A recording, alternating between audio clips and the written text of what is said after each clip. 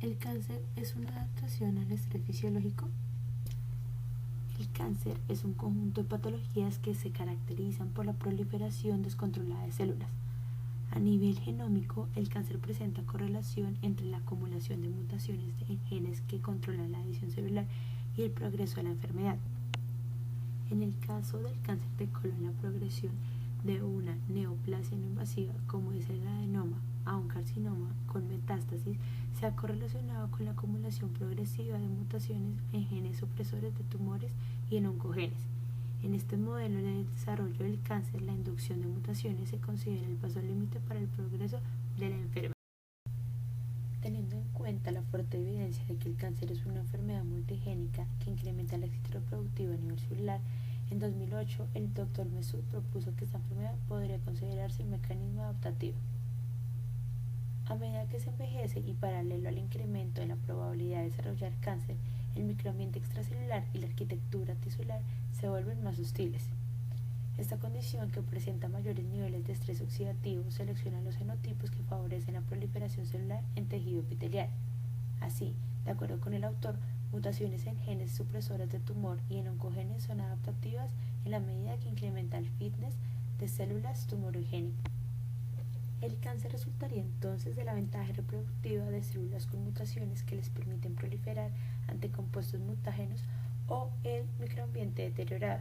El objetivo de este trabajo es juzgar si a los ojos de la definición de Larson-Losos el cáncer sí puede ser considerado como una adaptación. Para validar este modelo es necesario en primera instancia verificar el sistema sobre el que fue planteado. Para esto se requiere someter a juicio el planteamiento de que las células que componen a un organismo multicelular están en competencia por recursos y que el microambiente celular juega un papel clave en el fenotipo canceroso. Respecto de la competencia intercelular en organismos multicelulares, existen dos modelos que ratifican este fenómeno. La multicelular tiene como requisito la coordinación de la actividad celular con una red intrincada de señalización molecular. Por este hecho, la competencia intercelular se constata al evaluar el efecto de la internalización de dichas señales sobre la supervivencia individual de las células. Existen dos modelos que explican los resultados que se obtienen experimentalmente al respecto. En el primero, las moléculas son indispensables para la supervivencia celular, como lo son los factores de crecimiento.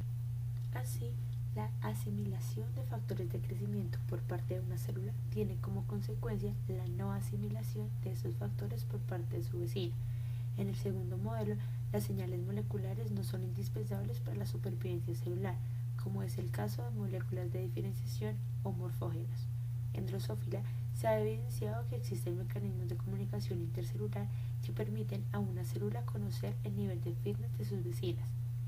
Se cree que las células que incorporan señales moleculares claves para su rol pueden identificar a las células vecinas que no lo logran y desencadenar una cascada de señalización que induce apoptosis en dichas células poco.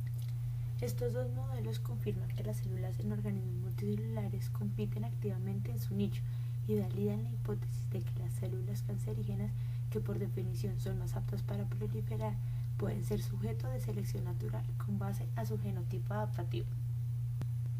Tras validar la competencia intercelular, hace falta comprobar el papel del microambiente celular en esta competencia. Lo anterior fue realizado en 2005 en un experimento que expuso a células madre progenitoras a un ambiente extracelular sistémico joven.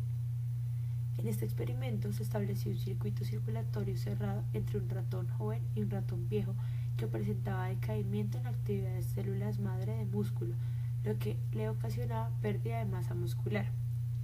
El resultado de este experimento indica una recuperación de la capacidad de renovar músculo y de la arquitectura celular característica por parte de las células madre una vez estas son sometidas a un ambiente extracelular favorable. Esto implica que al reducir la presión de selección sobre estas células, más de estas proliferan. La conclusión de esta prueba al modelo de cáncer como evolución es que el microambiente extracelular sí puede actuar como fuente de presión de selección en organismos multicelulares.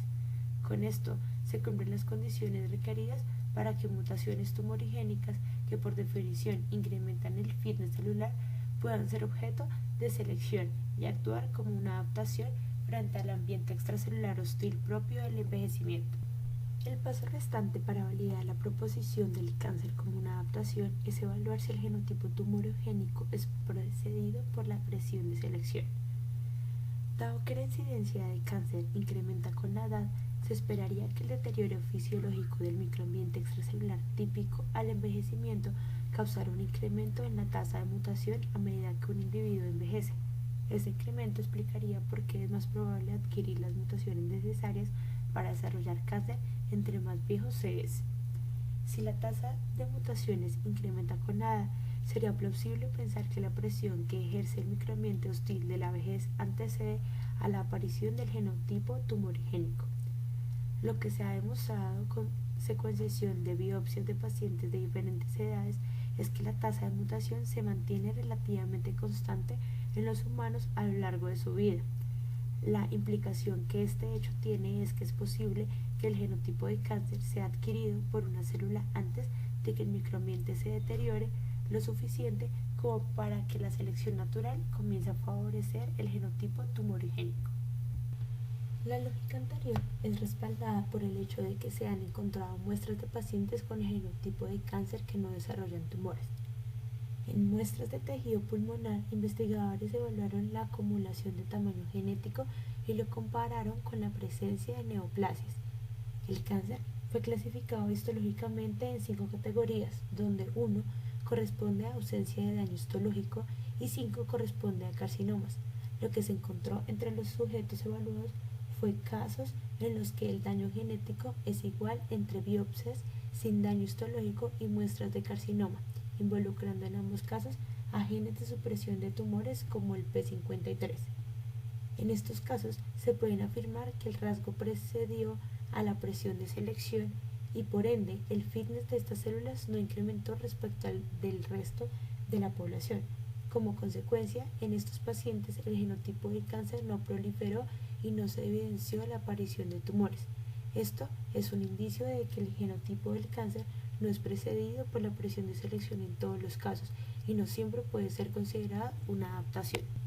Una forma de comprobar esta observación sería hacer un seguimiento a estos pacientes, esperando que las células cancerígenas proliferen en edades más avanzadas cuando la presión de selección que ejerce el microambiente fuera significativa. Si esto ocurriera, se estaría hablando entonces del cáncer como una desadaptación y no una adaptación.